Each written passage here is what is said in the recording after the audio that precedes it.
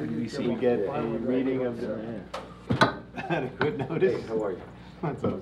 In accordance with Chapter 231, 1975, the Open Public Meetings Act, the adequate notice of this meeting has been provided as required, specifying the time and location, with such notice as being sent to the Asbury Park Press and Times of Trenton, posted on the Municipal Public Notice Meeting Bulletin Board, and filed with the Township Clerk. Thank you, Mr. Barthelmess. I'd like to invite everyone to stand for a flag salute, and after which we will stand for a moment of silence for those who served our country previously and who are currently served. Allegiance to the flag of the United States of America and to the republic for which it stands, one nation, under God, indivisible, with liberty and justice for all.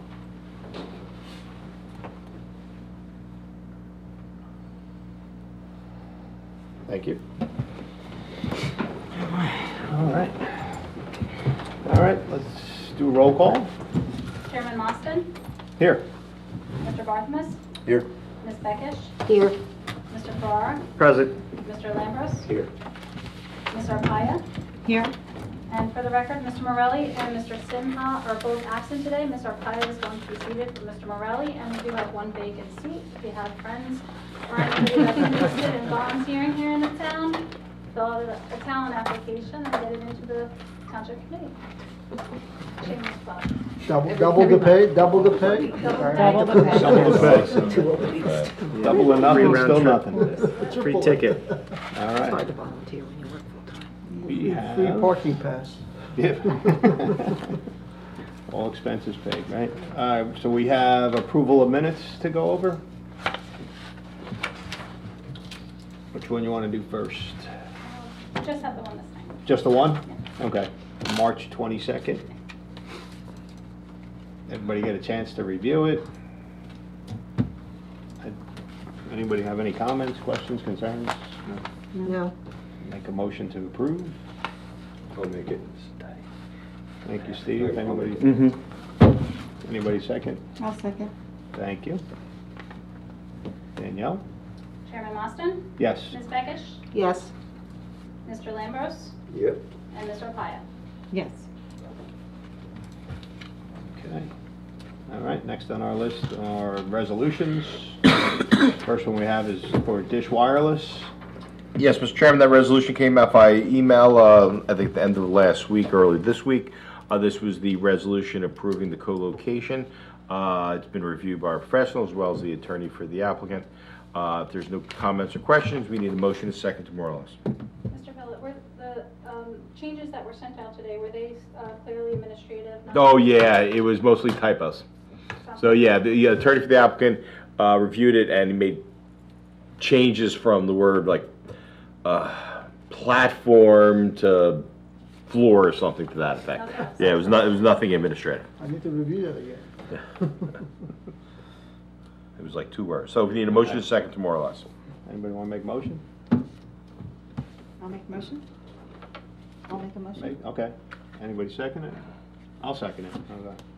Thank you. Chairman Mostyn, Yes. Ms. Beckish, Yes. Mr. Lambros, I'm not sure if I was here for that. This is the. This is for Dish. I'm not sure if I was here for that I think. application, was I? in March. Yeah, I was here for March. March, yeah, Okay. that's what we Yeah, heard you're of. here. You for here for both of them. Okay, yes. And Ms. Arpaia. Yes. All right. Motion approved. Motion approved. Our next resolution is for Six Flags.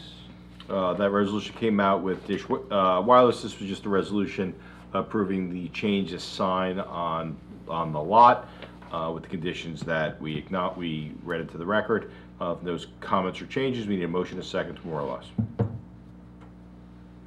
All right. Who wants to make the motion? I will. Thank you. Thank you, Ms. Beckish.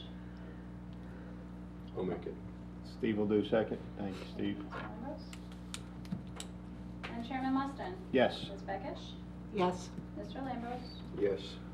Ms. Arpaia. Yes.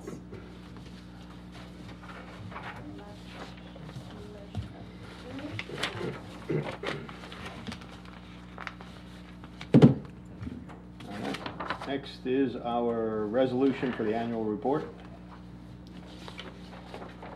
everybody had a chance to take a look at that and review it. So, Mr. Chairman, this is the same one that I gave out at the end of the meeting on March 22nd. And there were some options at the bottom for the recommendations. I think that we were going to discuss those briefly to see if we were going to consider those recommendations or if we were going to pass on those recommendations. I'll pull it out. Well, the recommendations were define health spa and/or massage parlor, define adult daycare, define mother-daughter and in-law suite, or the zoning board makes no recommendations. So either 1, 2, and 3, 1 and 2, 1 and 3, 1, 2, or 3. I mean, you gotta remember, this is an annual report. This is just asking the council, hey, maybe take a look at this, maybe address these issues. Township council could say, we don't want to, or I think it's good enough, or yeah, that's a good idea, thanks for telling us, we'll talk to our planner, maybe something. So, putting recommendation is not, doesn't hurt anybody. It is just saying, hey, these issues come up this year, we'd like the council to review it. They don't have to do anything. At the end of the day, like there's some comments here regarding potential mother-daughter definitions. They may say, you know what, I think it's a good idea, but we're gonna do something completely different, which is okay. That's their job. That's above our pay grade. So I don't think including recommendations is ever a bad thing. It shows you're actually paying attention to what's going on and saying, hey, this may help some of the residents or help things move forward. So my feeling is always suggest the recommendations. Township council doesn't have to listen, but I think it's always good. Right. So. So I would go with all three. I'll just Yeah, add I mine. would too. So, you know, some of the things that are those items 1, 2, and 3, I mean, they're not permitted now, they're not disclosed in the ordinances, they're not in the master plan, they're not anywhere.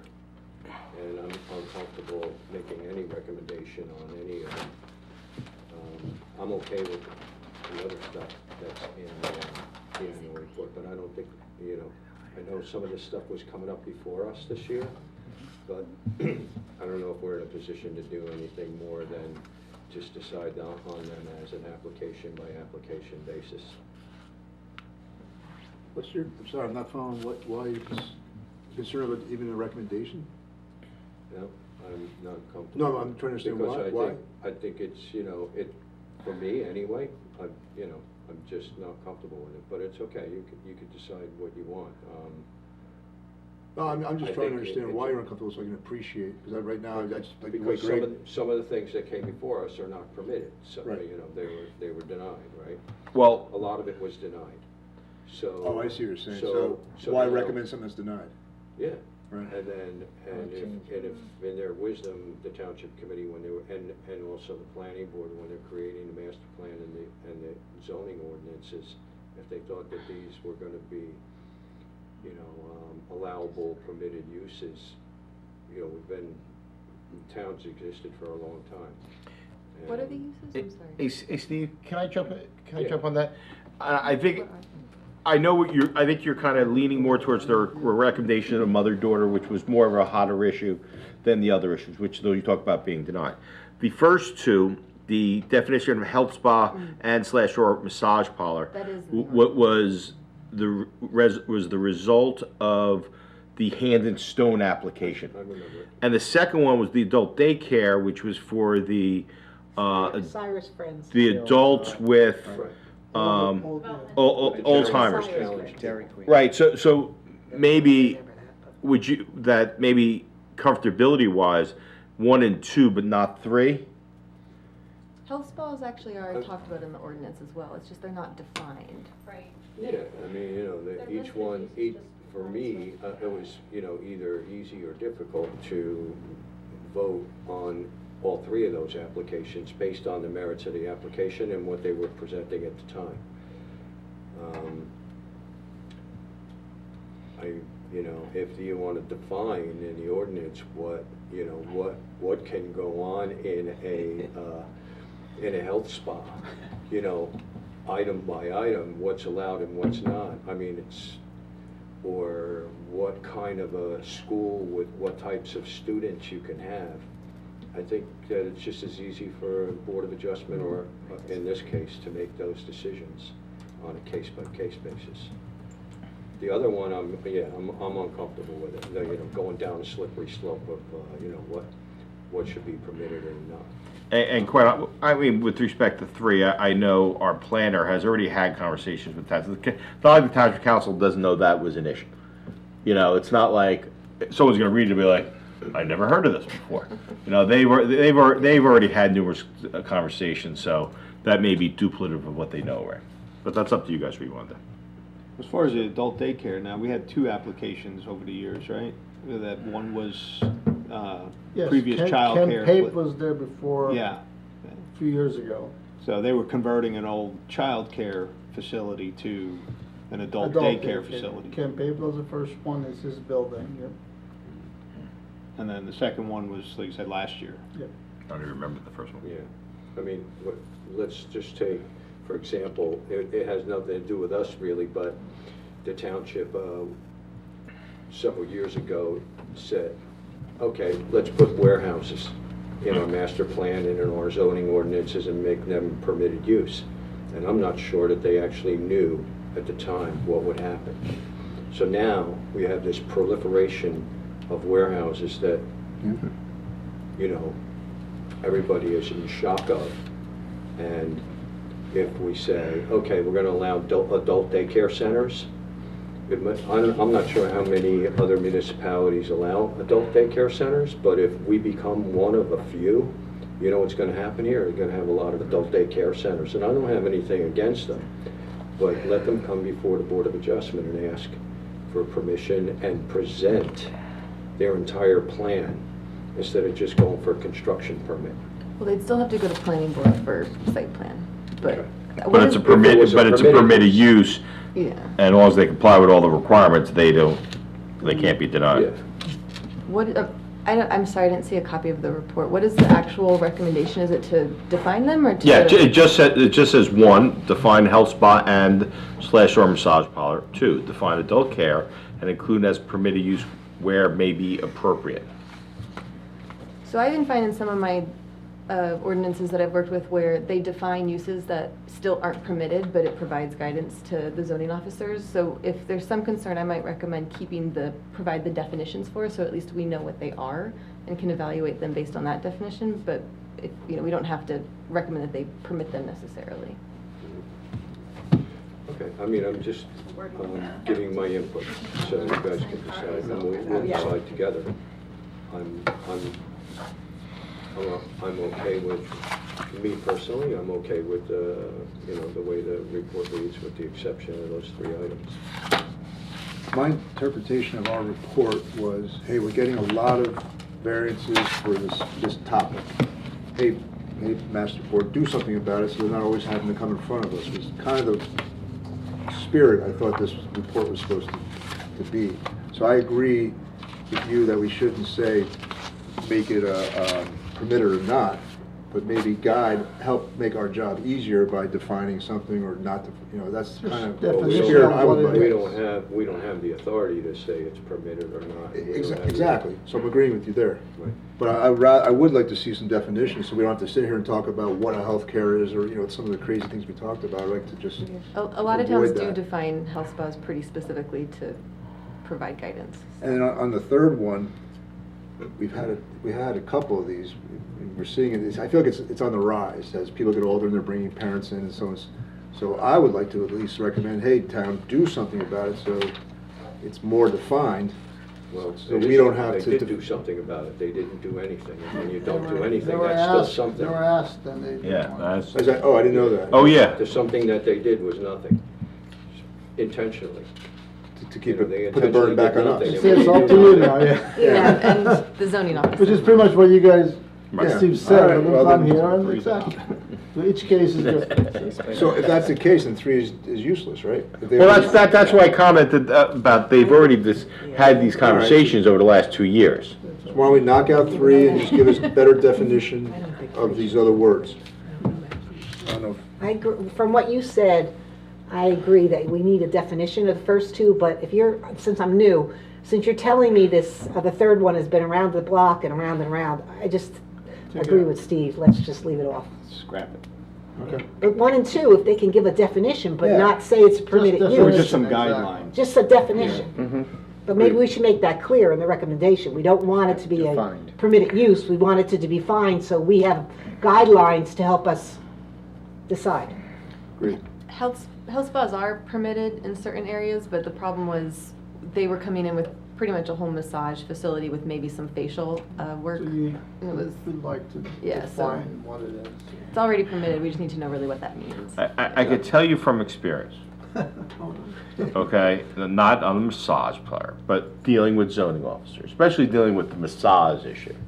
You know, I've always told, when I get the phone call, hey, there's a massage place, put an application in, and I don't know if it's permitted or not permitted. I always tell the guy, say it's not permitted, cover your own butt and let it go to the zoning board. That's so, because we all know how sometimes it goes down the wrong way, and next thing you know, it's in the front page of the paper. Right. So I always So therefore, recommend, anytime it's a massage parlor, that it's always non-permitted, because massage parlors are really not permitted. And most of the health spa definitions we see are accompanied, they have to be a part of a gym, they have to, you know, the health spa part of it can only be 10% of the overall It floor can't area. just be massage bar. Yeah, those are the types of definitions we see. So why don't we leave off massage I was like, why don't parlor we as just- part of the recommendation, just put health spa? Why don't we just get rid of Well, number we one? have a health spa, we just don't define it. Well, that's what I mean, Let's just just get rid define of health one spa, altogether. don't define massage parlor, because it's too, it's too, So we won't define massage. So we're down to adult Let's daycare. just stick with health spa. Then we'll leave that out too. yeah, right. So is it, I mean, Let them come back in. So we're not making any recommendations for this year. all right, I think someone should just make a motion at this point. I make a motion to no recommendations this year. No modifications. No modifications, nothing. I second. So that's everything except 1, 2, and 3 at the bottom, right? Yes, everything but 1, 2, and 3. Okay. Good, okay. thank you. So that was a motion by Ms. Okaya and a second by Mr. Ferrara. Yes. Thank you. Chairman Mostyn? Yes. Mr. Barthelmess? No. Ms. Beckett? Yes. Mr. Ferrara? Yes. Mr. Lambros? Yes. Ms. Arpaia? Yes. Motion order, 5. We could call I this. was gonna ask for a definition for a tavern, Yeah. but I'll take the first one. That'll be next year. The tavern is a good thing.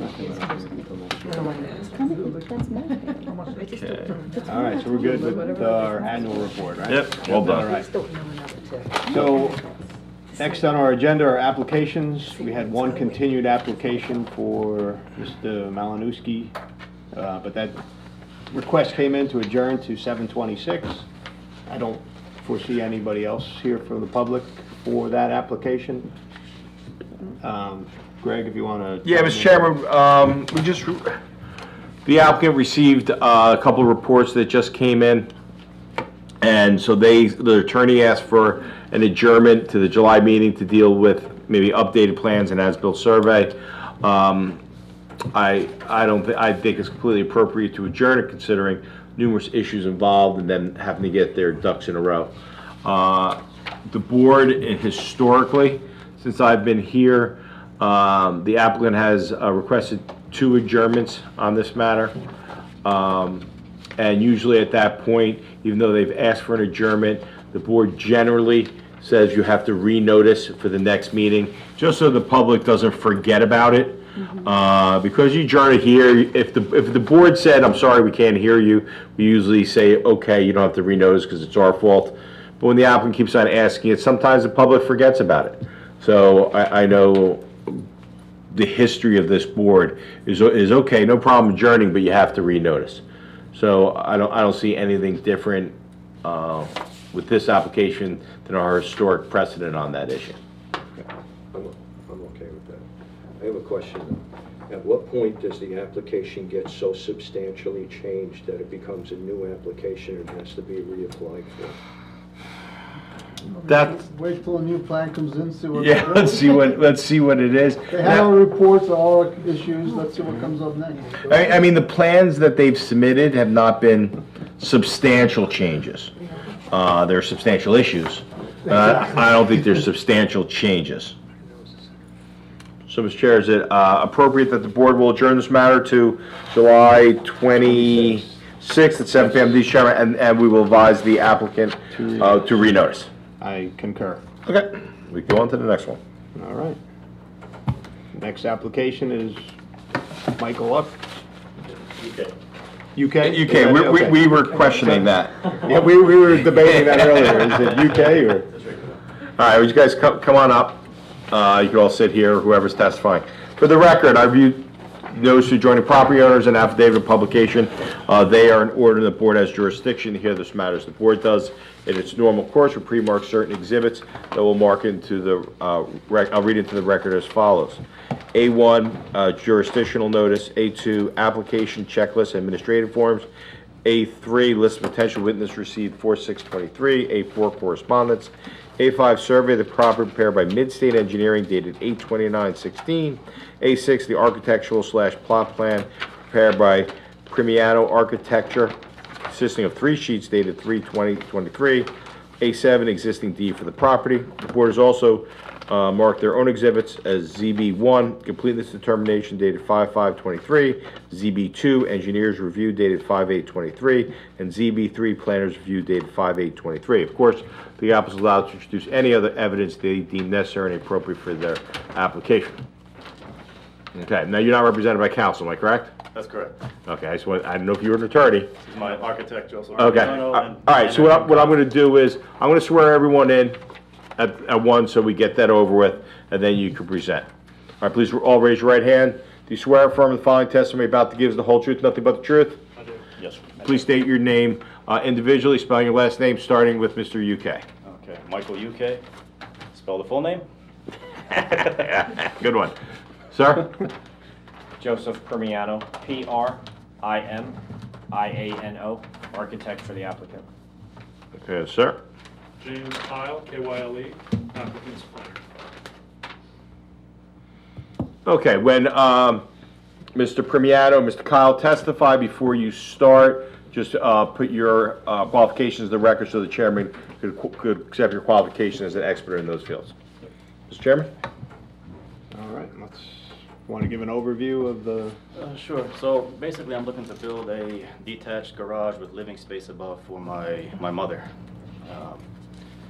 It's long story short, she's now, my father passed away in 2016, so she's been living with my younger siblings since that time. And now they're older and moving out, so she's alone. And I just want her to be near family, but also have her own private space and be near her grandkids. That's basically what I'm looking to do in a nutshell. Is she gonna get on the stairs? Is there an elevator, or is she gonna have to climb? She's capable of going up and down the stairs without issue, but if need be in the future, I could always add something. She's 62. 62.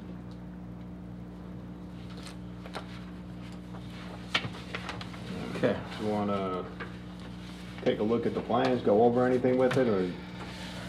I could go into the details, I could explain the architectural end of it, maybe touch upon some of the variances, and then Jim could go through some of the planning testimony. All right, Mr. Primiano, why don't you first put your qualifications on the record so the chairman can accept your qualification as a professional architect. Licensed architect in New Jersey. My license is current. I'm licensed in several other states. I've testified before numerous zoning boards in the area. I've testified before this board plenty of times, but it's probably been maybe about 2 years since I was last here. We'll accept you as your licensed architect. Thank you. So the applicant is looking to construct a detached structure. It is a 3-car garage with a living suite above. The footprint is, I believe, 30 by 40. It's a 1,200 square foot footprint. We have that shown on the second sheet. It's a 3-car garage. On the left side, there's stairs that go up to the second floor. On the second floor is a bathroom, a kitchen, a little entertainment space, a little study with a bed in it, a walk-in closet, and a laundry. And then out on the second floor, on the backside, is a deck that's 10 foot by 20 foot and 4 inches. We are here seeking several variances. Some of those, I will touch upon some of the bulk issues. So one of those variances is for height. An accessory structure is only allowed to be 20 feet. We are proposing 21.91 feet.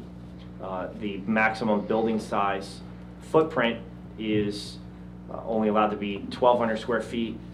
With the deck added onto it, we exceed that 1,200 square feet. The deck is 203 square feet, so the footprint is 1,403. And I think there was overall building size is only allowed to be 2,400 square feet, and we also exceed that because of it's a 2-story structure here. We are over on the height because there's in order to achieve the height needed in the garage for garage doors and clearance, it pushes that structure up, and then obviously to get the headroom clearance to have a usable space on the second floor, it pushes that peak up. If we did a flat roof, we would be able to comply, but then it would be a flat roof. The intent here from an architectural standpoint was to provide a structure that complements the house. There are garage doors that match the existing garage doors on the primary dwelling. There's a brick facade that matches the brick facade on the front of the house. There are asphalt shingles that match the house, and there are also 3 dormers facing the front that also match the dormers that are on the house. So again, this building was designed to complement the existing house. This would be used for his mother. There's no intent to rent this out or have it as an income property. It would be all the utilities would come off of the existing house. There's no proposed separate meters, gas meters, electric meters, any of that. Everything would come off the existing primary dwelling. Again, this is just to provide a independent space for his mother while still being on the property so they can interact and he can keep an eye on her. I don't know if you wanted me, that pretty much covers a lot of the architectural end of it. I don't know if you guys have any questions regarding that. There's not too much to explain from an architectural standpoint, but. I have a question. The footprint you said was 1,403. What's the actual square footage of the entire building, interior? So the footprint of the structure itself is 1,200 square feet. The 203 is with the deck added to the back of it. So the overall footprint is 1,403. So it's 1,200 for the footprint of the building, and then 203 for the deck. The yeah. Overall is 2,400 and change, right? Yeah, because Yeah, that's what I'm trying to That's get. what he's looking So for. if we're counting both floors, it's 2,245 square feet. Interior living area is how much? Interior. Well, no. Interior living is 1,045 square feet. That's what's on the second floor. Second floor is 1,000. 1,045. Mm-hmm. The garage is 1,200, and the deck is 203. And that totals 2,245. Right. Our ordinance only permits 1,200, not just a footprint, a total of 1,200. So when you add a second floor, you're doubling the number. Well, There to an are- accessory structure, we never thought of a 2-story accessory structure.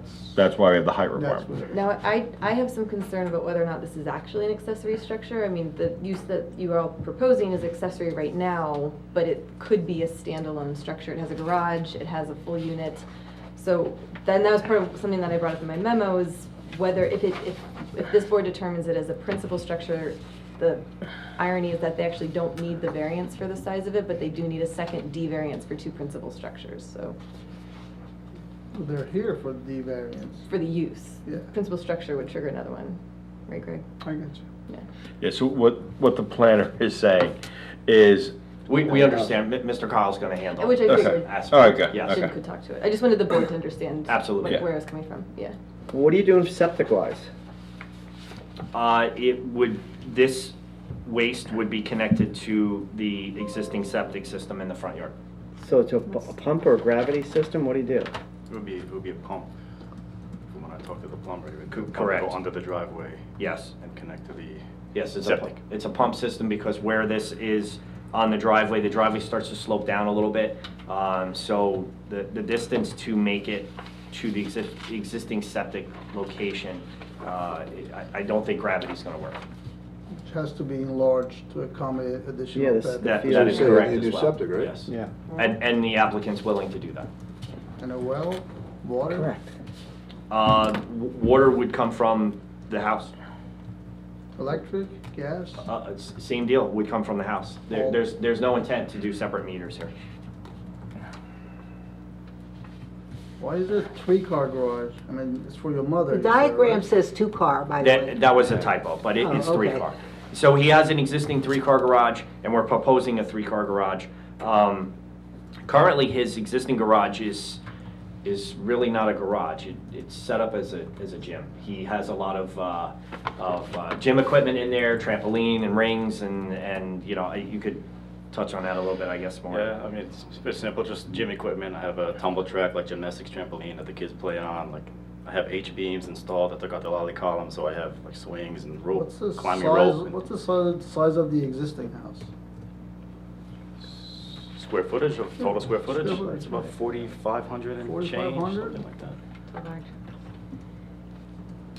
If I'm not mistaken, something around there. So how much is it? The existing house, I don't know the exact. I don't know the exact, but I know it's around 4,600, somewhere around there.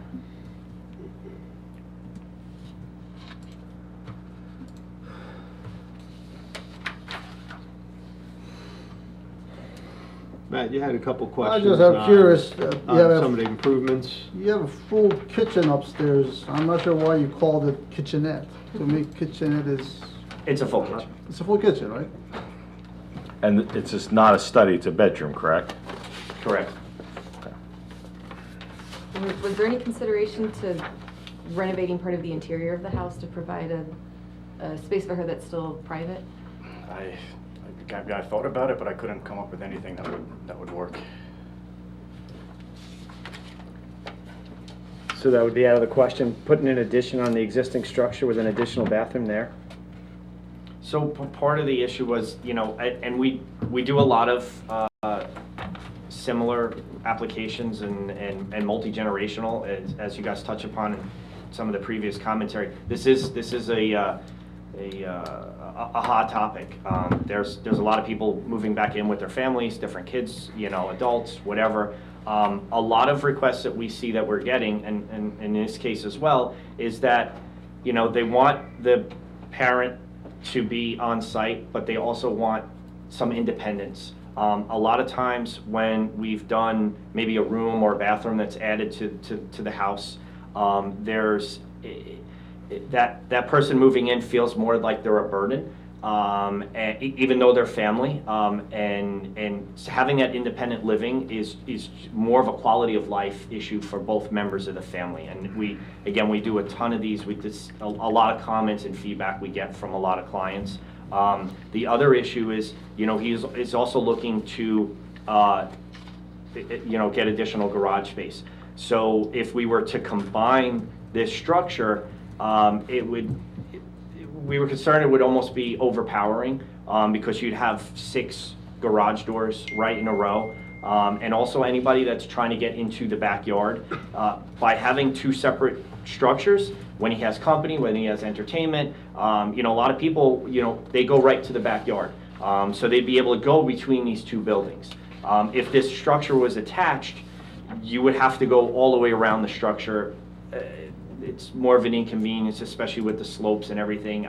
Again, this has come up on other projects as well, where, you know, if you have this big L wing attached to the house, it kind of just changes the feel of the yard and the area and everything like that.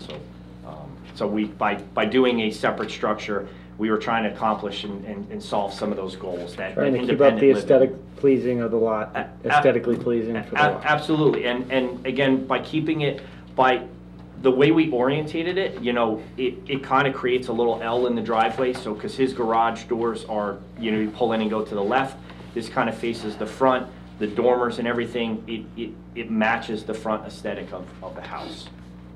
So we thought by having this as a smaller accessory structure, it just made sense from an architectural standpoint. Obviously, if we connect it, you know, as mentioned, you know, some of the height restriction goes away. This could actually be much taller, but that wasn't the goal here. It was to try to, you know, and we kept the roof as low as possible. We tried very hard to get it to work at that 20 feet. It just doesn't, it defeats the whole purpose of having a livable space up there. And I checked the tax records, it's 4461 is the square footage on the tax records. Thank you. Thank you. Your guess was close. That's pretty close. That's close to 4,500. I have a question. If the applicant added the additional space without all the kitchen and the laundry and all that stuff to the house, they would not be before this board, correct? Yes, they would, because they still would need a height variance. Well, No, if it's let me attached. just continue. Oh, sorry. They would not be before this board. And if they wanted to put an additional 3-car garage on their driveway, You said if it's attached to the house. yeah. Oh, I'm sorry, I If it's misunderstood. far enough away, Yeah. it wouldn't have to be attached. Yeah. And if it's close enough, it would have to be attached. But a 3-car garage with a You could have a roof 3-car garage with no with variance. under 20 feet Yeah. can be done, and they would not be before this board, correct? Correct. Correct. It's the additional living space above that's what's Triggers everything. Yep. And I know, and, you know, in other areas, other townships, you know, a lot of the concern is this going to be rented out? Is this going to become, a hotel or rental unit, and you got different people in there all the time? Certainly, that's not the case, and I know, the owner, I'm sure, would be willing to, sign some kind of document that says he's not going to rent it out. I know other townships have accepted items like that, because then at least it gives you guys some enforcement issues that if it does become rented out, you can say, listen, if you got approval, you guys agreed to not rent this out and have all different people in here and becoming an Airbnb or something like that. It gives you guys a little bit more help on the But that would have to continue with the property, yes. because I think what he's if proposing. he sells Deed it, restriction? Yeah. Becomes an enforcement. yeah, I didn't know what to call Becomes an it. enforcement Yeah, and issue. then you have to follow up. What he's proposing would run with the land, and whoever would buy the house would see that, but Okay. then it falls on the town to It would enforce become it. it becomes an enforcement issue, Yeah. and we don't have the enforcement capacity to do that. And even if you said, I'm gonna give the guy, the code enforcement officer, the opportunity to visit us once a year, it's just not gonna happen. So the enforcement part of it is very difficult for this town as well as others. Sure, but we would be willing to offer that if the board requested that. And I think the only way that anybody would ever know if it was rented is if there was like a whistleblower in your neighborhood.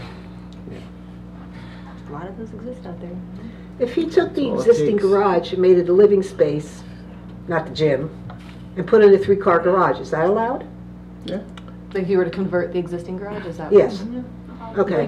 He'd have to condition it. Theoretically. Theoretically. Theoretically, because when I say the word theoretically, all right, if they take the garage and do a full dwelling unit in Yeah. there, we get into the same issue. As that- a multi. It's a multifamily That's house. why I was asking. Now, if he That's did, what I thought. yeah, if he did, if he changed the garage into a bedroom, laundry study with no kitchen, Right. the That's what I'm trying to the zoning officer probably would determine they would not be here. Because we've had this conversation in the past, is that, the real purpose of having the elderly family there is to be part of the family. It's not for them to be separate. So you should be That's why you don't have supposed to have two kitchens, because they're supposed to be having dinner with you. They could have their own bedroom, they could have their own TV room, a getaway area. But the idea, it's become, the idea of this mother-daughter, if you will, it's one family. It's not two separate families. Right. I understand that's why you can have your own bedroom, you can have your own TV area. But when it comes to the other matters, like kitchen, even laundry to some extent, that it is a family unit, and that's the problem that these applications have, because you're not creating a family unit, you're creating a two-family unit. Yeah, it has to be shared accommodations, essentially. So even the ones that are attached that this board has seen, our zoning officer, when it's really the kitchen, to what Greg said, the kitchen is a triggering factor. Kitchen and the laundry room. The separate Separate entrance is huge, Yeah. because you're not supposed to have your mother not come through the front door. You gotta like her a little bit. Right, you're a little bit. I get it. Do we want to move on to the planner? Do we? Yeah. I think that would be Come on up. I think that would be best option. Okay. Mr. Kyle, again, please provide your qualifications as professional planners so the board can accept your qualifications, sir. Sure. Again, James Kyle, professional planner. I'm licensed by the state as a professional planner. I'm also a member of the American Institute of Certified Planners. I've been practicing planner for 25 years. I graduated from Rutgers with a degree in environmental planning and design in 1996. Our office currently represents a number of municipalities as their consulting planner, like Ms. Mertz does for you. Currently I have about 24 different towns that we work in. I've appeared before and been qualified by over 230 boards in the state. I have appeared here before. It was pre-pandemic on the Tesla supercharger application at the Wawa across from Great Adventure. At every call, and we Well, will tough, but- accept you again. Exactly. So, We are good, thank you. thank you, Mr. Chairman. So I just want to pass out some exhibit. We'll mark it as A8. What is it, Mr. Kyle? This is an aerial photo and tax parcel base map Thank that you. I prepared. Mark is A8 aerial photo Thank you. with Want me to just pass them down? tax That's all right. record overlay. Thank you. And make sure you give one to our board secretary for the file.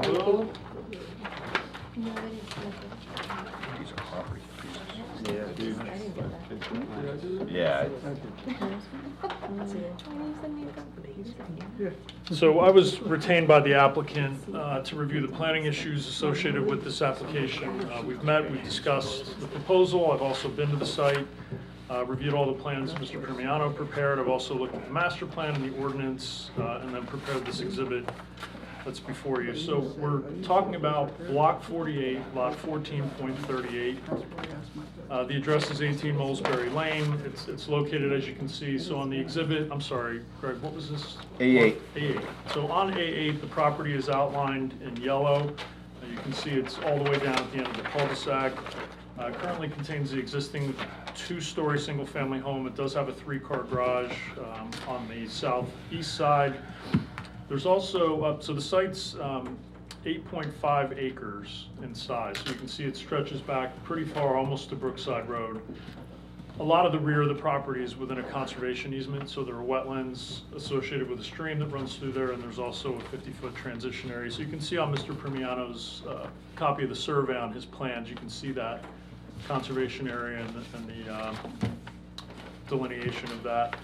All of the surrounding uses here are single-family homes, and we do have a farm that's located off to our northwest that you can see. It's Lot 3 in Block 48.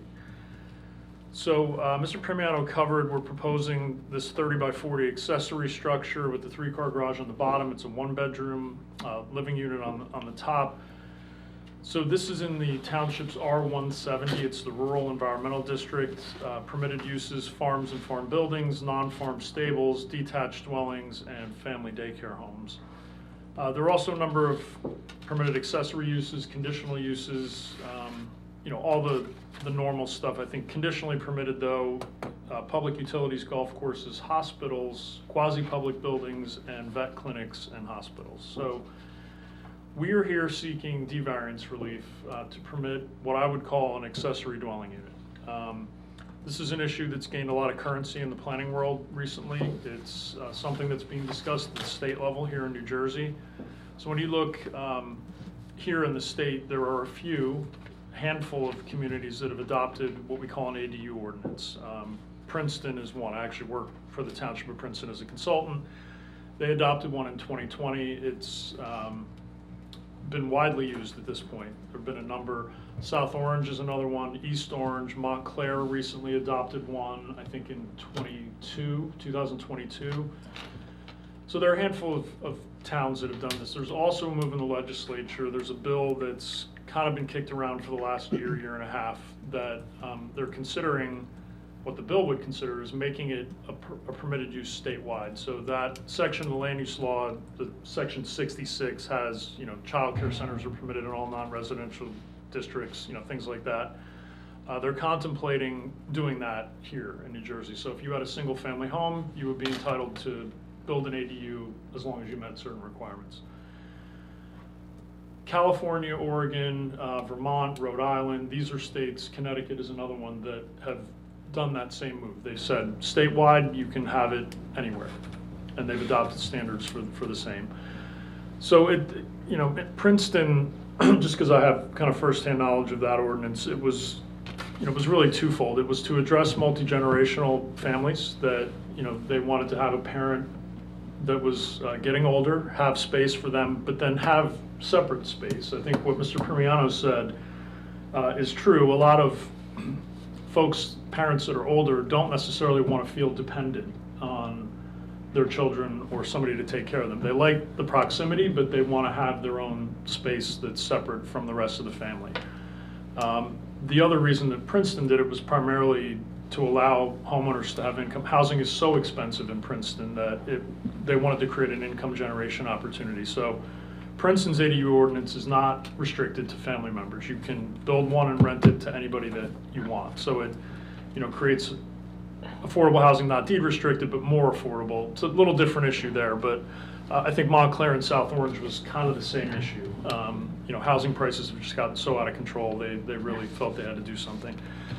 So we have the D1 variance. Ms. Mertz raises a good point about whether this structure is a second principal structure in use or if it is truly accessory. Honestly, I can view it both ways. I think if this were a rental unit intended to be, available to anyone, it could be seen as another principal structure. But in this case, I think Mr. UK has been clear and is willing to accept a restriction that it only be used by a family member. So that's really, I think, a judgment call for the board. I can see it both ways. What it really does is just change the nature of the relief. So if this were deemed a principal structure, we would need a second D variance to allow two principal structures on the property. What that would do is get rid of the bulk relief for the height of the accessory structure and the area of the accessory structure. It would also mean that this structure would have to meet the principal building setbacks. So right now this building's 52 feet from the southern property line. I should mention on Exhibit A8, that red square rectangle, that's where the garage would be positioned. So that property line to our southeast, we would need relief. And we were talking about this tonight. In order to comply with that 75-foot side yard setback, we would have to move this structure behind the existing building. And it would have to, go downhill and be behind it. So if we were to be deemed to have a second principal structure, we would also request the bulk variance for that side yard setback. Of how many feet? So 50, do you have the exact number? 8 feet? Yeah, we're at 52.85. So 52.85 versus 75 required. So regardless of what the board decides in terms of the relief, I think really all it does is affect the bulk relief. The testimony that I would present to the board would be the same for either D variance. It's essentially the same proof. So why don't I run through that, and then we'll talk about that, and then we'll decide, how we're going to handle the bulk relief at that point. So as the board, I'm sure, has heard many times, on D1 variances, we're required to demonstrate both the positive and negative criteria. Positive criteria, we have to show that the site's particularly suited to the proposed use and thus the general welfare is promoted. We also have to show that there are purposes of the MLUL that are promoted by the grant of the variance. On the negative criteria, excuse me, we have to address the first prong, that there's no substantial detriment to the public good, which refers specifically to the impact to adjacent properties. And the second part of that is that there's no substantial impairment to the intent and purpose of the zone plan and zoning ordinance. Now, under the case Medici v. BPR, we're required to demonstrate an enhanced quality of proof that the grant of the variance is not inconsistent with the intent and purpose of the zone plan, and essentially reconcile why this use continues to not be permitted in the zone district. Proof that reconciles that use. So on the positive criteria, let's first talk about the suitability of the site. As I said, this is an 8.5 acre property, so we're a little more than twice the required lot area for this zone district. Can I add something to that? Sure. There's only 1.1 acre that's buildable on this property. Just wanted the board to know. I know you keep saying 7, 8 acres. Yeah, it's I was- wet, so Is it's all not the really rest buildable. like wetlands? Yes. Yeah. Yeah. so it's not Conservation is, Conservation yes. easement. Because I actually measured it. You have 1.1 acre buildable, so I understand. please don't say it's an 8 acre lot because. Well, it is, I was trying to understand. it's technically an acre lot. 8.5 acre lot. It is, but understand your point, but okay, 1.1 acre. I'm not gonna argue what with you you. build. It's usable, yes. The board knows that, that's all. Understood. Thank you. So the other thing that's interesting, this property is relatively isolated. So again, we're at the end of the cul-de-sac. You can see there's significant woodlands in the conservation area to the back, along the, we'll call it the northwest end of Molesbury Lane on adjacent lot 14.39. And then as you look between our lot 14.38 and 37, there's a pretty substantial buffer that exists between those two lots. So I think as you look at the relative isolation of this, and also where we're going to put this building, it's well off of Molesbury Lane. It's behind the existing structure. You can see also that we're placing it pretty well behind the house that's on 14.37. So I think when you look at the particulars of this lot, we won't talk about the size. We'll talk about the surrounding woodlands and the relative isolation. This is pretty well out of the way. I think it makes it suitable for this additional dwelling unit that we're proposing, this accessory dwelling unit. I think there's also purposes of the municipal land use law that are promoted here. Purpose A, the general welfare. E talks about appropriate population densities and concentrations that contribute to the well-being of persons. And then G, to provide sufficient space in appropriate locations for a variety of uses. So as I said, accessory dwelling units like this are gaining some momentum in New Jersey. As there's additional states that permit these statewide. Regional Plan Association had what they call a metro area issues survey that they had in 2022 that showed that 65% of residents support the notion of just fully legalizing these statewide. When we look at this, again, it provides a good alternative for Mr. UK's mother.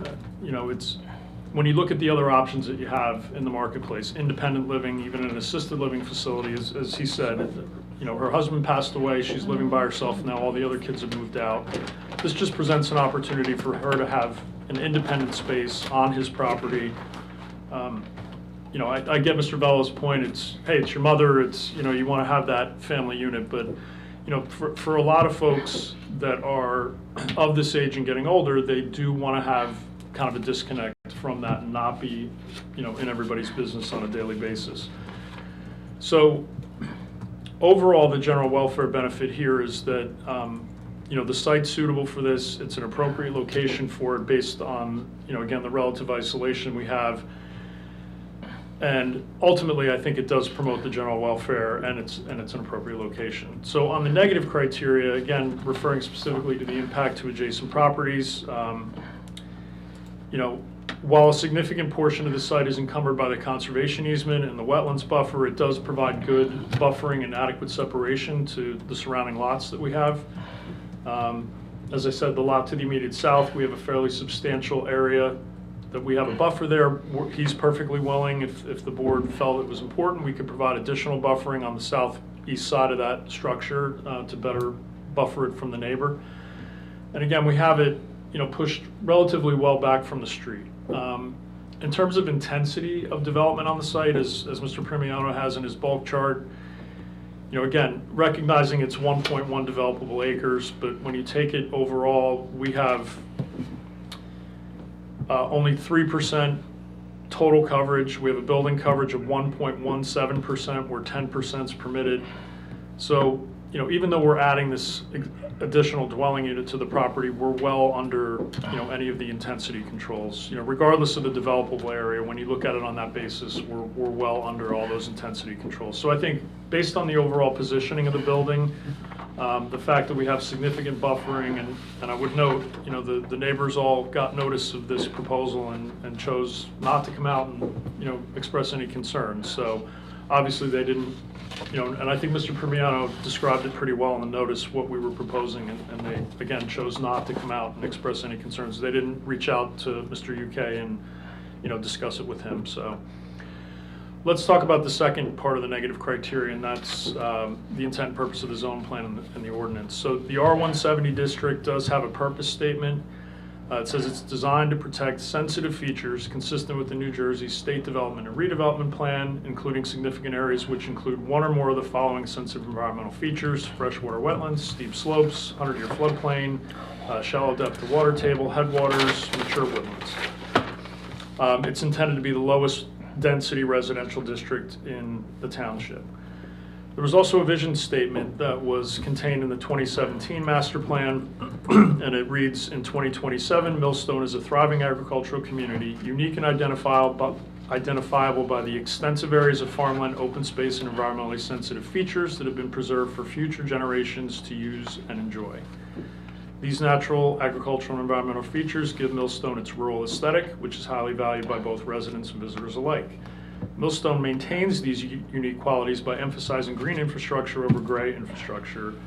The township accommodates development but manages its location, intensity, and character through growth management techniques that preserve natural and rural areas from the extension of inefficient infrastructure systems and overdevelopment. When you look at the goals and objectives of the land use plan in that 2017 master plan, it really kind of mirrors a lot of the purposes of the MLUL, so I won't read through all those. But I think when you look at the Medici enhanced proof in terms of, you know, consistency with the goals and objectives of the master plan and the ordinance, you know, and the overarching theme in the master plan is really agricultural preservation and environmental preservation. So I think when you look at this proposal, the fact that we're really adding limited impervious coverage to the site, we're well under many of the intensity controls for the zone. It's my opinion that it's not inconsistent with that intent, that overall intent. I think when we talk about reconciling this use, again, it's, you know, it's really the relative isolation of this lot, the fact that, again, Mr. UK is willing to restrict its use through deed restriction if the board felt that would make them more comfortable. And I think that's really the best way that, you know, we can reconcile this in terms of this not being a permitted use. So, Mr. Chairman, I think we should probably talk, before I go into any testimony about bulk variances, about how we're gonna, you know, classify this structure and, you know, what the board feels about that, because that'll affect kind of the next few things I say. So we should have a board discussion.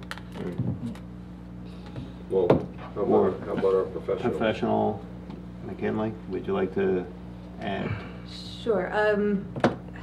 So I was going back and forth in my head, because I agree with Mr. Kyle. You could take this really either way, as an accessory building or a principal building. I do think because of its capacity to be a standalone unit and that's fully functioning with their own garage spaces, that it leans more towards another principal structure.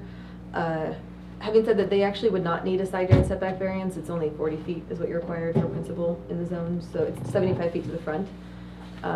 So it would eliminate all bulk variances associated with it. However, the whole structure is not permitted. So it would trigger 2D variances as opposed to the controlling factor of the accessory use. They did try to make the building smaller, I would say, because they're calling it an accessory building. It still doesn't meet those standards, but I think that was the parameters that they were working within. But I do think, just given the use itself, it really falls into that second principal structure. But please feel free to read it in another way. That's how I see it.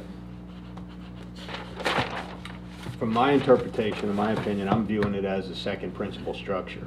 Okay, yeah, and to be fair, as I said when I started, I can see it both ways. You know, it's partly tied to Mr. UK's use of it, you know, rather than it being, hey, I'm gonna go rent this out to, you know, someone else as a Right. separate unit, but I'm okay with that interpretation, I really am. Anybody else? How do you feel? That's principal structure. I just kind of feel that there's an alternative. Yeah, that you can attach. That's why I asked the question about the existing garage. It's a gym. You can make a bedroom in there, and to your point, to his point, it's, you know, it's not a, so I'm kind of, and I take exception with you comparing Millstone to Montclair and Orange.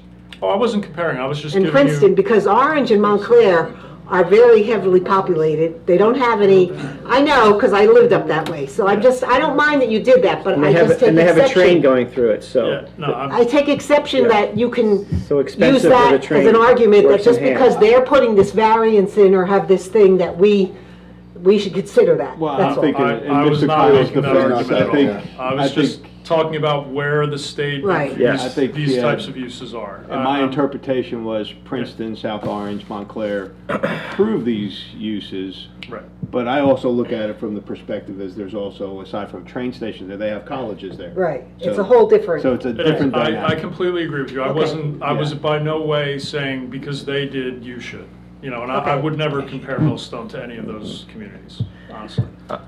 All right, let's take a step back. I agree with McKinley, and I agree with our chairman and comments from the board. I think this is a principal structure. The fact that there are garages that may or may not be associated with the principal structure, that doesn't mean the person living above there can't park his cars in the garage. So it is not really, like, the bottom use is solely associated with the house. If the person living above there has a car, he's parking it in the garage as a separate entrance. So I think for practical, this is not an accessory use at all. If it was just a garage, of course, but the living unit providing parking for that unit as well, I think it solely relates to a D1 variance. And I think on that, since that's the only variance that you would need, you wouldn't need the accessory height, you wouldn't need accessory space. It's a D1 variance for two principal residential uses in a zone which only permits one. And I think then comes to the question for the planner to reiterate, in the Hans burden, why is this particular property particularly suited to have two single-family uses on it? Why is this specific piece of property particularly suited? Is it anything different than every other lot on this street? Well, yeah, it's significantly larger. You know, again, take out the conservation easement and that restriction. I mean, you can see pretty clearly on the parcel map here that this is the largest parcel in the neighborhood.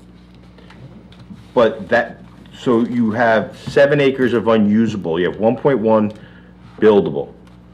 That's your determination that since there's 7 acres of unbuildable property, this particular site should have 2 single-family homes, and none of these other lots that are on the street or in the R70 zone shouldn't have 2-family units, or they're completely different just because this is 8 acres and of 7 acres. Is that really the difference? That this site is so different that it has wetlands on it and it's large lot, that's why this should have a 2-family unit than any other property in Millstone? So I think if you look at a lot of these properties to our southeast, they probably have the same wetland issues and conservation easement issues. So, you know, as far as the condition of the property, just based solely on the size, it is clearly the largest lot in this neighborhood. And, you know, look at the houses across Molesbury Lane on the south side. Those lots are significantly smaller than the ones that are on the other side. Now, that's probably due to the wetlands and the conservation easement that goes through there, but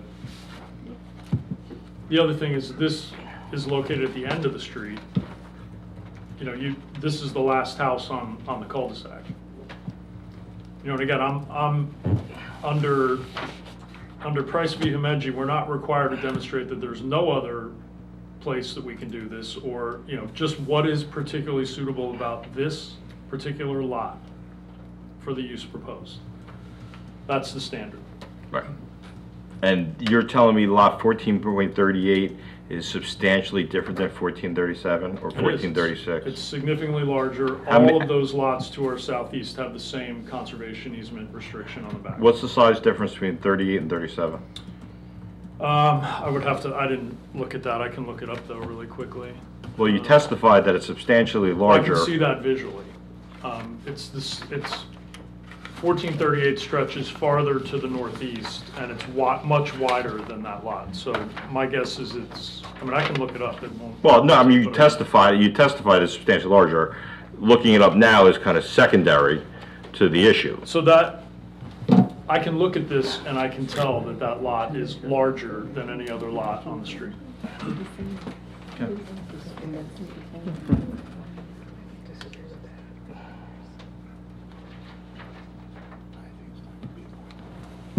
Do we want to have a board discussion? I'm not sure he's done with his testimony. Oh, I am. If it's Yeah, principal because- structure, we don't need any other bulk relief, so that would conclude my direct.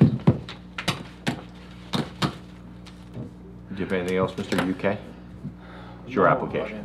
I would just, like you said, just the fact that it's larger and at the end of the cul-de-sac would make it different than the rest of the lots, otherwise I don't know. It's 5.77 acres if it is 16 Mulesbury. That is 16. Yes, it's 5.77 acres. Okay. I mean, from my perspective, again, I'm viewing this as a second principal structure, which is not permitted, essentially, and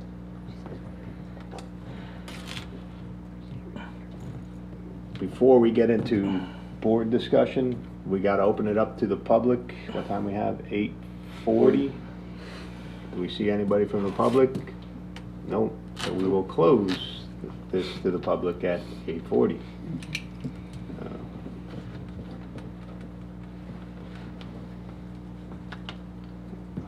I'll throw in my 2 cents, because I have a heart. I have, Can I put you on hold for 10 10 seconds, go ahead. Yes. We want to ask McKinley, do you have anything further to add? Now that we're in agreement that this is going to be considered a second principal structure, which is not necessarily allowed. It's true, it's not allowed. I think we can ignore the conversation before about the square footage of it, because that's irrelevant. It's not accessory, it's a principal structure. So I think that should be your focus. We have a use that's not permitted and a structure that's not permitted. Now, you're not gonna allow one without the other, so you should view those together. You wouldn't allow the principal use without the structure that it would be going to. So consider those together. It's technically 2 D1s, but really we're just looking at the one component here. I understand what Mr. Kyle is saying in terms of the argument for the lot size is that the zone permits single-family residential lots on 4-acre lots.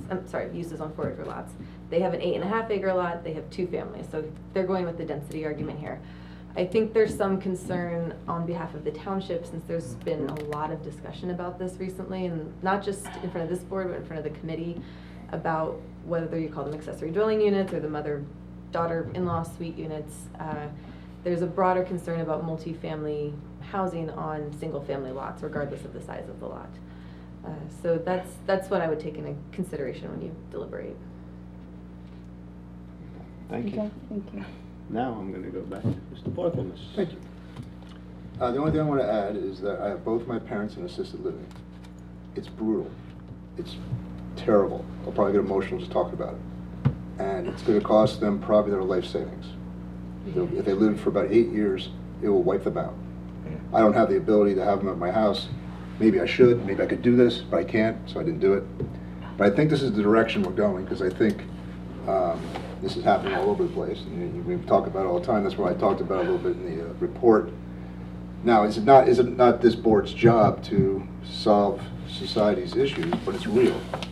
And what do? Do we just tell all of our residents, sorry, put your parents in a home like mine? You know, it's a tougher issue to me than just numbers and acreage and size of lots. It's more about, this is where things are going. You're saying affordable housing is pretty much, it's impossible. Like my parents, we had to move them out of their house.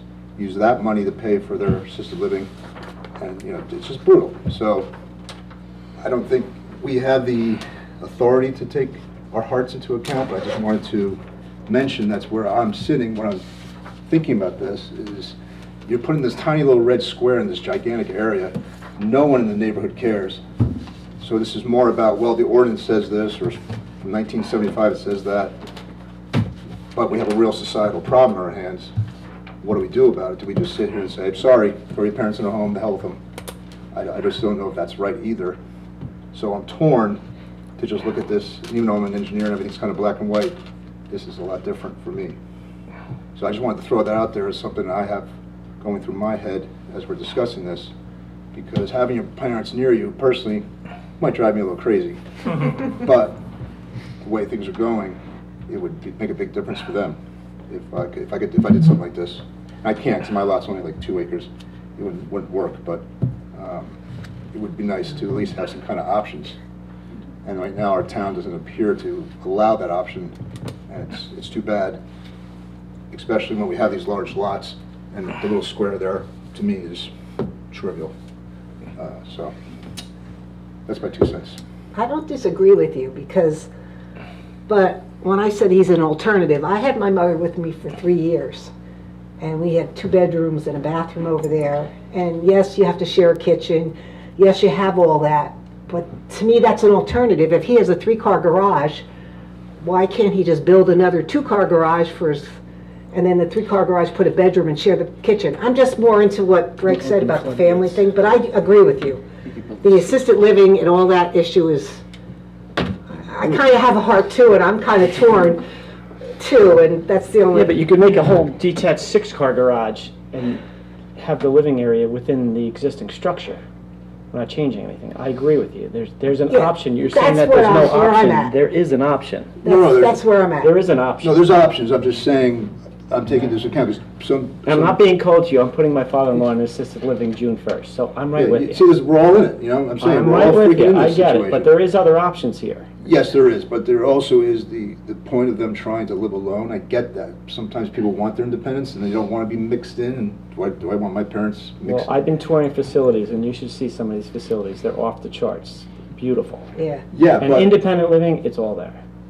But it's At each so level, at expensive. each level, at each expensive, rate. and it's I away get from that. family, Again, and it's there's situations we can't solve society's issues. I'm with you. I'm not being cold. Yeah. But we have to look at the Right, long-term that's- effect of this. Yeah, and I think also, even if it's deed restricted for the use, and whether it's at the end of the cul-de-sac or, you know, it's isolated, there's gonna be other people on the same block say, well, I could do that as well. And I'm not thinking, you know, Well, I from my have 10 acres perspective. of woods, so what you're telling me, I have 21 acres, 10 acres of woods. What you're telling me is I could put 3 dwellings. That's what's No, gonna it's happen not here. permitted. That's the problem, right, I get it. Can we argue that, you know, you guys, he's at the end of a cul-de-sac, so it's case-by-case basis? And I just want to say, like, I love my mom, I would let her live with me, but she insists on having her own space. You know, she wants to have that independence and not intrude. Sure. I don't consider it to be intrusive. And I like the idea of multi-generational, Yeah, I whether do it's an too. in-law or a parent, but unfortunately, I think the way we have things set up is that we just can't have that second principal structure, but I think you may have the opportunity to kind of reconfigure what you're proposing to, as mentioned, you know, do you build off the existing structure, you know, maybe do a shared kitchen. I said that's, the amenities are what really kind of sets things apart, and classifying it as a second dwelling Right. or a second principal structure. I mean, so one of the things I want to chime in on is, yes, I think that the additional area for your mother should perhaps be attached to the home. And then perhaps maybe the way in which it's set up, that there's a butler's pantry between that of the major kitchen. If you can do it that way, you have the kitchen area that's kind of on her side, and that's just a threshold doorway that once you sell, you can just open up that doorway. And now she has her private quarters, you have a butler's pantry, and then you have your kitchen. But it would have to be attached in that case. But it would you're be, saying. it would be attached too. I don't know where your kitchen lies within the home, but perhaps that would be an alternative. if we left it detached and took out the kitchen, but that still wouldn't be acceptable. Like if she had a place to stay, like say during the day, and she just eats with us, you know, but you would still have to be attached in that case, you're saying? No. Well, I think what the zoning officer told Mr. UK was take out the kitchen or the cooking facilities, yeah. and then he also said take out the shower, and then it's not a dwelling unit. Well, I think the focus is having it attached, having the living space part of the household. With that, you're allowed to have a full shower. You're allowed to have additional bedrooms. You're allowed to have additional private living room, whatever you want to do, right? The issue becomes two major issues: separate entrance, and obviously the zoning office, because separate entrance leads everyone to believe that in the future it could be rented. And you have to understand that approval by this board doesn't end with you.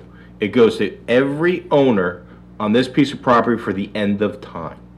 So there's no question what you want for your mother. But the next guy says, hey, I want to rent that because I need some money, right? It has nothing to do with you. So the separate entrance is something that makes it potentially rentable.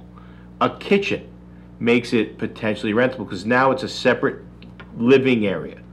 The idea is that you could convert space in the house or add an addition and provide substantial amenities to your mother, who will essentially be living on her own, shut the door, separate room, but it's not a living unit where Greg Vella could move in one day 3 owners from you. And then you could, if you lose the garage, you have substantial property to build a larger garage, 3-car, 4-car, 5-car. And even if you come into the board, I think you would have a better argument that you need an accessory, because you'll need a variance from the accessory size. But if you're saying, I'm just making it a garage, I'm not putting a shower in, I'm not putting this in, I got 8 acres, because I'm converting my internal garage for my mother, that the zoning officer says is good, that's a better argument for the size of an accessory dwelling than putting a shower, garage, bathroom. So I just want you to, that's 2 floors. 2 floors. You could have your garage space out there. If you lose your garage, you can add it out there. You have a better argument that you should get a variance for accessory 1-story garage with no shower, no livable space, but a real garage, right? And you have your mother or a living unit that's not a full living unit within your household. That's the line that these ordinances really want to direct you to. Is that fair? Did I explain that appropriately? Yeah. Yeah. I mean, you know, I think so. look, other towns allow this stuff, and, I live in Millstone, and I think Millstone is great. It doesn't allow these types of things, and that's part of what makes Millstone great. I'm not saying that Princeton, South Orange, or the other towns that you mentioned, or the other states are not great. They have their own unique appeal. The one thing that makes Millstone so great to me is that because little things like this, and it's an accumulation effect, it's not just this one item that's not permitted in Millstone, and carefully debated upon and contemplated whether it should or shouldn't be allowed, is that the density in Millstone is such that it just makes it really nice to live here, and it's very private and quiet. And if we increase the density by giving everyone almost an opportunity to have 2 dwellings on one lot with a septic and well, it could turn into like a Pandora's box where we can't even service it because it becomes over developed, and there becomes a contamination issue. So You know, I think that there's alternatives for you. You know, a 3-car garage that's being used for the playroom for the children now could be converted. There could be additional space added to the house for an option. And there could be either an attached or a detached garage put on the home.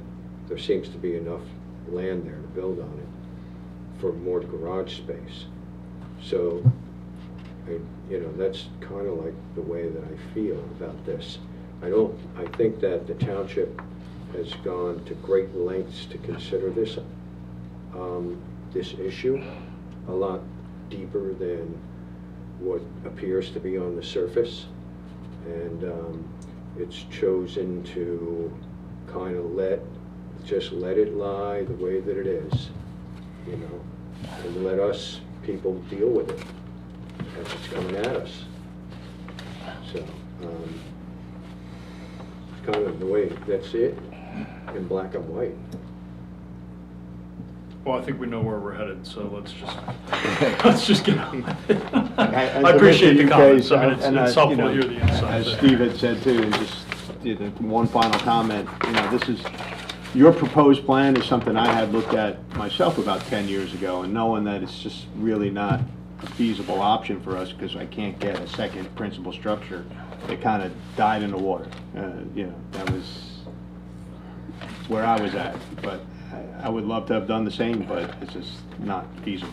So I second that. Again, with my father-in-law being put in June 1st, brother-in-law, sister-in-law, we all looked at bringing them and putting things on our homes, and we're in the same situation as you. We want to be close to them, but it's just not within the rules, the law here, so we can't.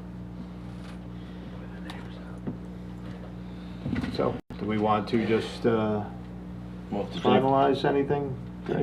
Any other further question, comments? I think it's a motion for the 2 variances, two principal uses and two single-family dwellings on the same property, essentially the same issue.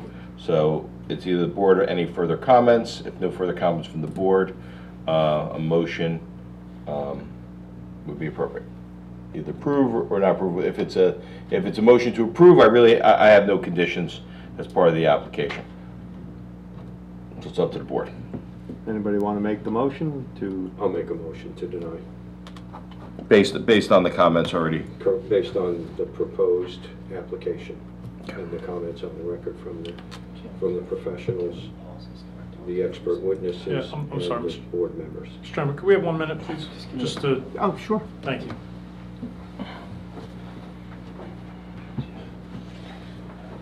Do you want to take a 5-minute recess? Sure, let's do that. Yeah, 10 minutes. 10 minutes. 5 minutes. 2 9 minutes. o'clock. All right. 2 minutes. Back at 9. He said only 1 minute, I don't know why. Dinner. 20 minutes, You gotta say 5 How did you look up the size of the lot so we can- Yeah. I know, that's why I'm saying that.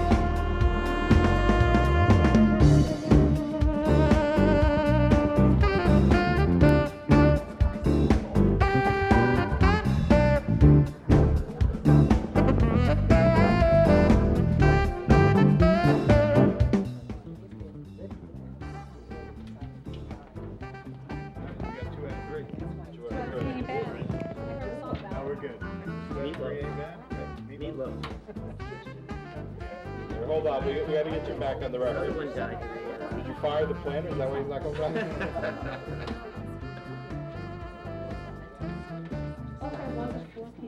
Did anyone ever pronounce it other than UK? Yeah, that's originally in Turkey, uk, but Okay. in the US, we say UK. Okay. That's, Okay. that makes sense. All right, we back on? You're back on. We are back in session. Okay. You can pitch this. So, in hearing feedback from the board here, what we'd like to propose, and get your thoughts on this, is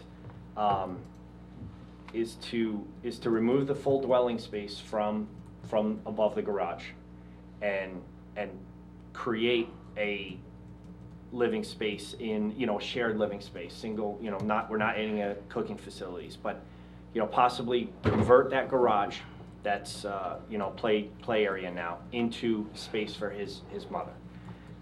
The issue with the structure that we're proposing, we still have a height issue. So what I didn't want to see the applicant get into the issue where we have to come back before the board and start all over again, just for the height issue. So as an accessory structure, you're only allowed 20 feet. But we're requesting 22 feet, or 21.91. It's the only way I can get space to work up there for whatever it is, any kind of livable space, habitable space, playroom, anything. In order to get the ceiling heights to work, I need that overall height to make it architecturally match the house. So if we were to remove the full bathroom and the kitchen, and it's not gonna be for his mom, and his mom is now living in the house, but we just changed this now to an accessory structure with a height variance. What's your thoughts on Well, I that? think the issue is the square footage, because the second floor is adding the additional square footage. It's not, so I don't know if there's a separate ordinance on that, because, so, in talking with the zoning officer, if this was an entertainment space, he was gonna approve it. What about the deck on the back? The deck he said the deck adds the 203. If we take the deck off, he was willing to approve this. It would be a 2,400 square foot. Yeah, this is my recommendation. Okay.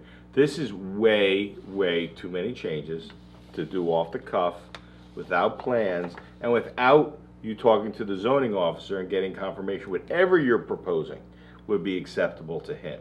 Because I'm not sure if you just take that, he may have a different finding here about just leaving a two-story structure flat. I think that's just way too much changes for this board to just say, okay, sounds good. Yeah. And then make me write a resolution somehow We have no changes issue that. coming back before the board with updated plans, and if you'd like to perhaps see some plans of the house or something, I didn't want to have to start the whole process over again just for a height All right, variance. so that's different, that's a different point.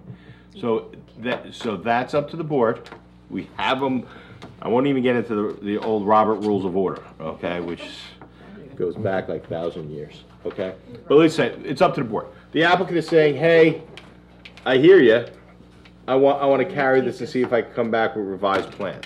It's up to the board whether they say, well, we're voting, we're already at a voting stage, we have a motion on the table, we're voting, or B, I'll retract my motion, we'll carry it 30 days, 60 days, whatever it is, and you come back, either A, you may withdraw your application, you may ask us to vote, or you may send a modification.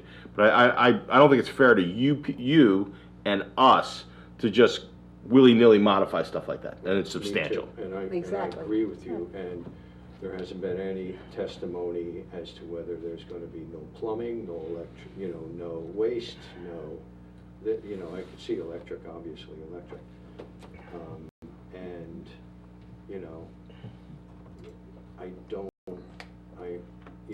and let the, if they have a construction plan that can pass without coming to the zoning board, then let them go to the code enforcement officer and file their construction plan, and they won't have to deal with us at all. Again, it's strictly because of the height. It was come back. the height. We have no I I could, mean, if you have a height, if you have a height issue, then the code enforcement officer will point it out. It could, your height issue might be because you want living space above the garage, or, you know, and that might not even be permitted. Is that permitted? I'm sorry. Any type of living space whatsoever above the He garage? said, but for the height, he would have approved it. Yeah, It's the height and also square footage. It's height and square footage. He didn't have an There's no- issue with the square Yeah, he footage. didn't. He saw the plans and said he would approve it. So we'll defer to the zoning officer. There's, our ordinance is a little gray with how they define it, because I don't think it was intended for this, but it doesn't explicitly say total square footage versus ground floor. So anyways, we can work on that, but, I don't remember where my thought process was going. But they still would need, it sounds like they're saying regardless, they would need a height variance. and we don't have to make, you know, all on the cuff, like, we'll come back with plans, show you what Why do plumbing or why not do you plumbing need is a height proposed and variance? everything. You want to have the living space above the garage. Well, For some so, reason. well, correct, because if we're gonna be displacing, Yeah. playroom and entertainment space, he would put that above the garage and put his mom in the house. Oh, that was your question. Yes, We're there's- just kind of trying to swap the Right. square footage of space. So instead of keeping the entertainment area in the house, we put the entertainment space above the garage, which surprisingly was the zoning How many, officer said was how many okay. garages are in use for cars right now, out of 3? None.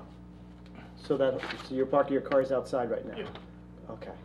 So that whole 3-car garage, which is probably 50, 60 by 20, is a playroom? Yeah, it's a lot of equipment. That's a big playroom.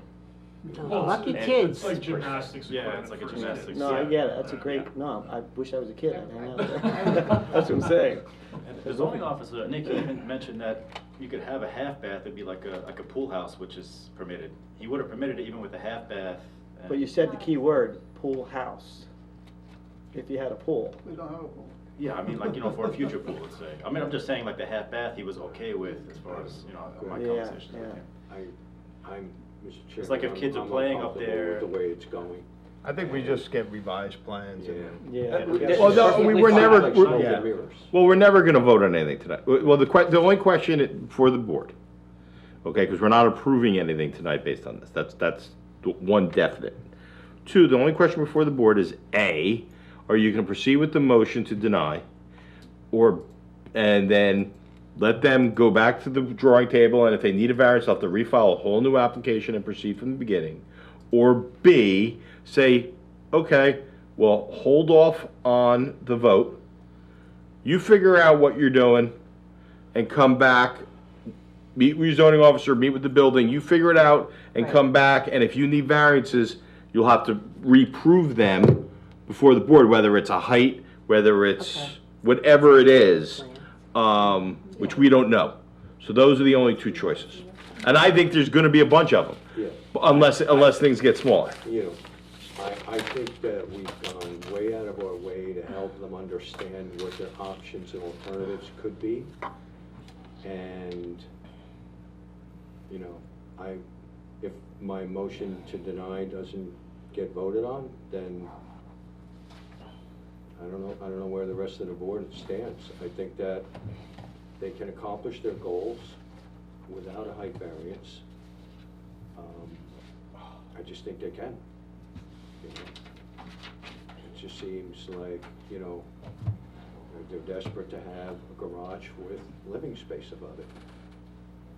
I don't think so. I just think that goes to what, he wants to have his mother there, and he's trying to find a alternative. So Right. I don't see a problem with them just coming back with revised plans after they talk to the zoning officer and the construction. That's Okay, just how I that's fine. feel. Is there gonna be a bedroom still?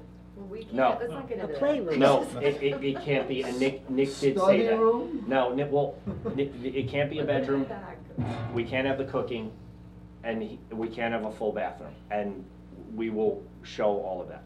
So there won't be So it's any a gas. 1,200 square Well, foot we don't know, for we don't what? know, we don't know. Just playroom? Let him come Stop asking back with the questions. plans. I will come back with all of that, I'll show you what's happening up there. We just vote. But that's just our request, is to at least give us a shot to come back without having to start from the beginning again.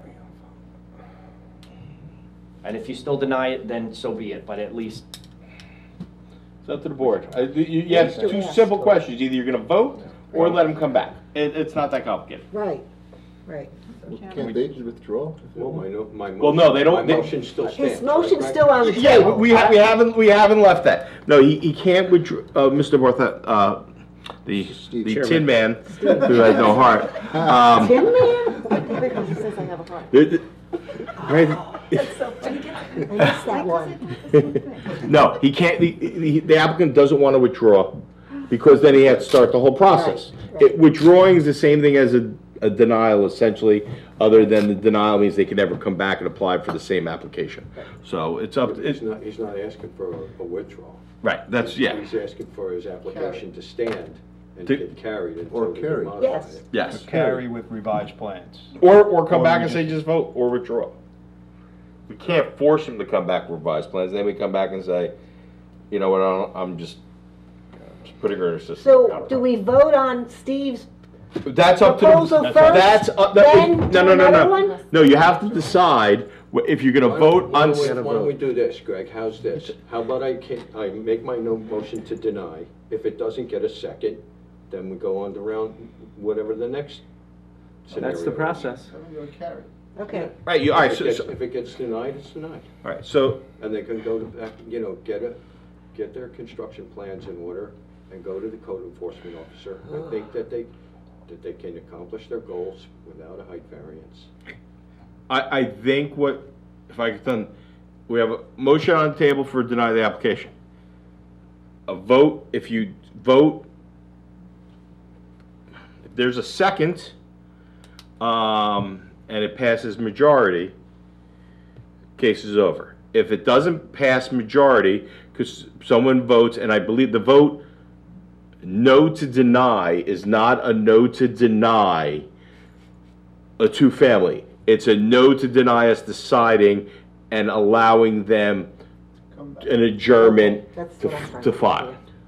So if you have a first, you have a second, we have a vote on the denial. If the majority says deny, it's over. If the majority says no deny, we want an adjournment, we'll let them we'll let them carry. Is that fair to everybody? Understood. I just didn't understand, now I do. Okay, that's my job. All right, we got a motion on the table by Mr. Lamberts for deny the application based on the evidence submitted and the comments before the board. Is there a second based on everything I just said? I second it. So remember, a vote yes is to deny, a no is that I want to give them an opportunity to adjourn and submit revised plans. No to deny. Nope, we need a roll call. You gotta wait for your name. Okay. Chairman Boston, I'm gonna say yes To deny. to deny. Mr. Barthelmess, No. Ms. Beckish, No. Mr. Farrar, Repeat that again, no? Right? No, seriously. A vote yes is to deny, and then. They start all over. And they start all over, or no to deny, we should carry the application for 30 days to permit them to submit revised plans and us to re-vote on a Okay, new that's what I application. thought. I vote yes to deny. Mr. Lambros, Yes. Ms. Arpaia. No to deny. So we're hung anyway. Well, a hung means the motion failed. Okay? Because there's no majority. So, Oh my God. for the record, okay, so do you need, before we go any farther, the application is still, for the record, the application is still proceeding based on what I've provided advice to the board. Ms. Sims, what do we have for, you think 30 or 60 days? Either June or July. I think you're probably thinking 60. If you're gonna revise plans, that's revise architecturals, meet with the code enforcement, and get us revised plans at least And 2 then weeks we- before 2 the weeks. hearing, means you gotta resolve all your issues within like 14 days. I think that's overly aggressive with the holiday weekend coming up, so I would think 60 days is probably the safe route, unless you got What's the date in July? 26th. It's the 26th, it's the same date we carried the Malinowski application. All right, well, this one shouldn't take too long. It's up to you. If you think you get your, do we have anything in June? Nothing. Your call, whether you could get, June 28th is our meeting. You're gonna have to get us the stuff by the 15th, 16th, which is 3 Fridays from now. I would respectfully request the 14th, because Mr. Shafai only works with the town the 1 day a week, so he would only have 1 day to review it. And it would be- Why would you only one day to review? You have one. What do you say, Matt? No, it's fine. It's not a big report. Yeah, so by the, I'll get it done, I'll get it done. by the 15th, 16th? Okay. All right. So this application is still pending. Application will be carried to Wednesday, June 28th at 7:30 in these chambers. If you receive certified mail, you will not receive it again. Application will be carried without further notice. Need time extension? No, Nope. Thank you, guys. Thank you, appreciate it. till September.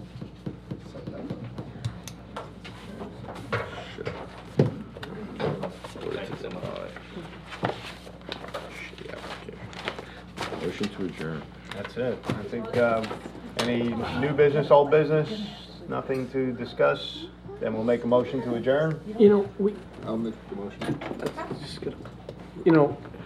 we seriously gotta give these type topics, because this, as we all know, this is gonna be coming across not once or twice a year, but I think a lot more often. Yeah. But let's all remember one thing, why we all moved to Millstone. Let's remember that. Right. And not forget that. And yes, we have personal ties and situations where we can put themselves in there. But remember why we moved here, and everyone's sitting here, and all our neighbors moved to Millstone for one reason, the ruralness. Not 2 houses on one property. Remember this, and this is an easy thing to remember. Drive around Millstone, what is it, 38 square miles, right? 36 square miles? Not one traffic light. We allow this to happen. Well, we're not talking about the application. No, we allow dump 2 residents on a property. We're not talking about this application, we're talking about a matter that's gonna be at us, and it will be. We allow 2 homes on each property. You can forget about not having traffic lights. You want traffic lights, then go over to Manalapan. Go anywhere else. But remember why you lived here, you moved here. It's true. Yeah. That's why I And wanted them to find an excuse my alternative. French, bitch about our taxes.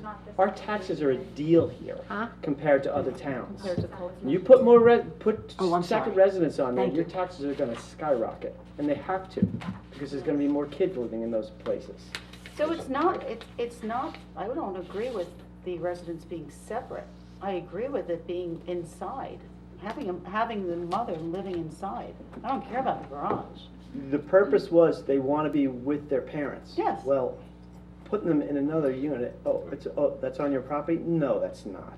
No. In your house is caring for your parents, taking Yes. care of your parents, seeing your parents, having Exactly. dinner as a family. Remember, it's a family. These are not 2 family lots, they're Right. one family. You wanna move your parents in there, all the power to you. I think that's fantastic. No. So let's I'm keep just that in looking at mind the as a board. What I'm skeptical about is that still wanting that second floor, it still gives me the idea and concept, like, what's gonna happen after we're all approved? Older people can't get upstairs. That's my biggest concern. So that's crazy. But we can address that when But they we'll come address back, that when he comes back. whatever happens. Yeah, okay. That's why we have. I appreciate- By the way, that's why we have a height requirement on accessory Yeah. structures, Right. not to Exactly. permit second stories. I want to say Okay, something. So we do can we make a address that motion to when it adjourn, comes everybody approve? Mr. Ambrose, I'm sorry. Make Mr. a motion. Ambrose was saying something. Go ahead, Steve. Go ahead, Oh, we're I had listening. something to say? I don't know. I wanted to say this, is that